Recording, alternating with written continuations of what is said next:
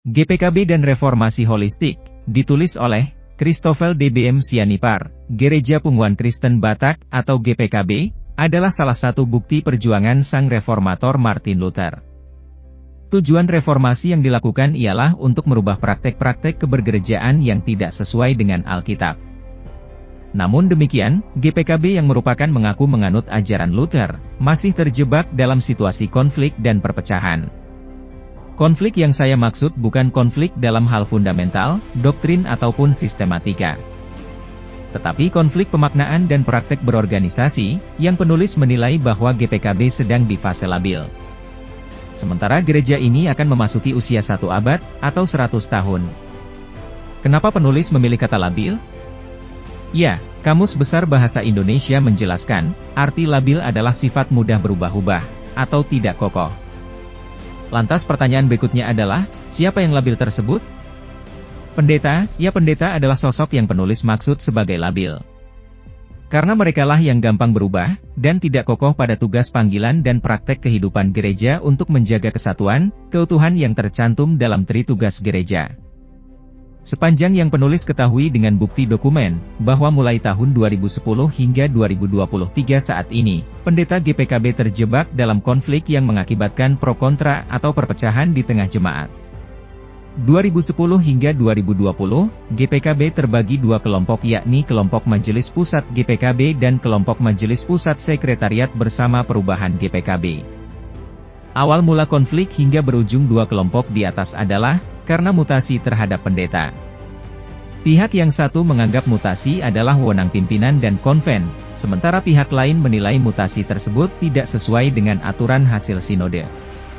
10 tahun berlalu, muncul lagi konflik baru di internal Majelis Pusat dengan Badan Pertimbangan Majelis Pusat.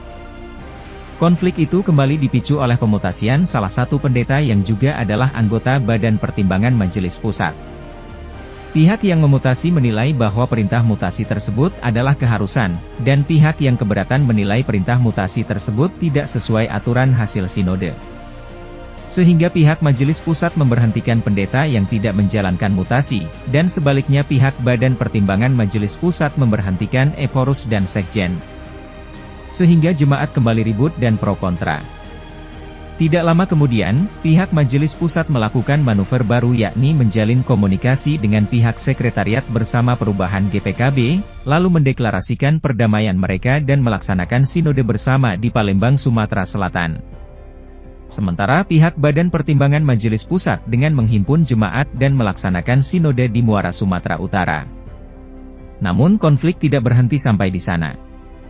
1 tahun setelah sinode GPKB di Palembang, muncul lagi konflik baru di internal mereka.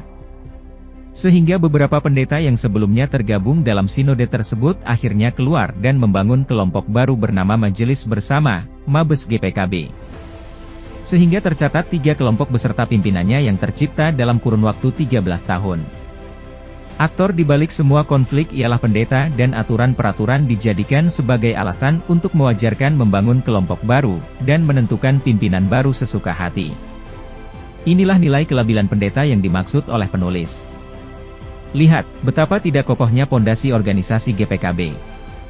Betapa gampangnya merubah kesepakatan yang dibuat. Oleh karena hasrat dan sentimen yang menembus ubun-ubun kepala pendeta. Sementara nilai perjuangan Martin Luther adalah merubah praktek bergereja yang salah agar kembali ke ajaran Alkitab. GPKB justru merubah kesepakatan, hingga mengorbankan jemaat dengan memecah belah mereka.